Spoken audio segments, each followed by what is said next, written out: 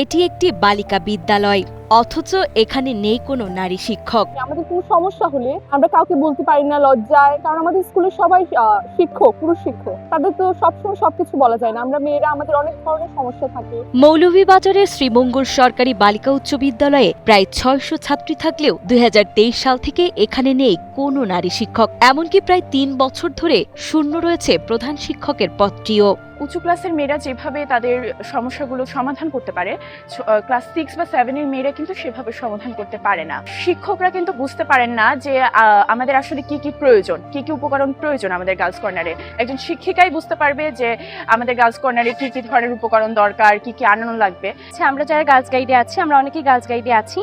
Girls গাইডে বিভিন্ন প্রোগ্রামে যেতে পারছি না। আমরা দেখি যে যেমন বার্ডস, তারপরে উদয়ন, ওরা ম্যাম থাকার কারণে বিভিন্ন প্রোগ্রামে অ্যাটেন্ড করে, কিন্তু আমরা এই প্রোগ্রামগুলোতে অ্যাটেন্ড করতে পারছি না। আমার বিদ্যালয়ের মূল সমস্যা হলো শিক্ষক সংকট এবং মহিলা শিক্ষক না থাকা। এই মহিলা শিক্ষকের বিষয়ে আমি একাধিকবার আমার ঊর্ধ্বতন কর্তৃপক্ষ বরাবরে লিখিতভাবে আবেদন জানিয়েছি। সেটা সচিব মহোদয়ের কাছে বলেছি, মহাপরিচালক মহোদয়ের কাছে বলেছি। নারী শিক্ষক না থাকায় বয়ঃসন্ধিকাল ও নানা শারীরিক বা মানসিক সমস্যার কথা ছাত্রীরা লজ্জায় পুরুষ শিক্ষকদের কাছে খুলে বলতে পারছেন না। অভিভাবক ও শিক্ষকরা মনে করেন ছাত্রীদের স্বাচ্ছন্দ্য ও পড়াশোনায় সুস্থ পরিবেশের জন্য স্কুলে নারী শিক্ষক থাকা অত্যন্ত জরুরি। এখানে আমাদের মেয়েরা এই স্কুলে লেখাপড়া করে তাদের বিভিন্ন সমস্যা থাকে, শারীরিক সমস্যা থাকে, তাদের মেয়েরই গঠিত অনেক প্রবলেম থাকে। এগুলি তারা পুরুষ শিক্ষকদের কাছে বলতে লজ্জাবোধ করে। একজন নারী শিক্ষক থাকলে একজন মহিলা শিক্ষক থাকে, তাদের কাছে তারা স্বাচ্ছন্দ্য বোধ করে কথাগুলো তাদের বলতে।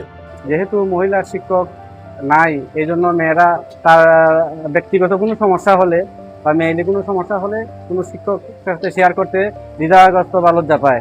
আমাদের ইউনুস ফারুকী স্যার, ওনার সাথে আমি সরাসরি কথা বলেছি। উনি বলেছেন যে দিবেন, কিন্তু আমাকে বারবার গার্ডিয়ানরা, অভিভাবকরা এসে চাপ সৃষ্টি করেন। আমি কেন উদ্যোগ নেই না, কিন্তু আমি বারবার তাদেরকে বোঝানোর চেষ্টা করছি যে আমি বহুবার লিখিতভাবে আবেদন করেছি আমার কর্তৃপক্ষের কাছে।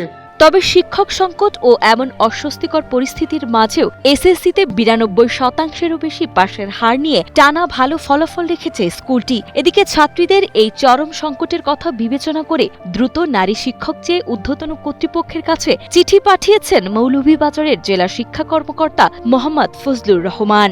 নানাভাবে চেষ্টা করা হচ্ছে, প্রতিষ্ঠান থেকে অনেকবার রিপোর্ট করা হয়েছে, চাহিদা পাঠানো হয়েছে, তথ্য দেওয়া হয়েছে, কিন্তু এখন পর্যন্ত আসলে এই স্কুলে কখনো মহিলা শিক্ষক প্রদান করা হয়নি।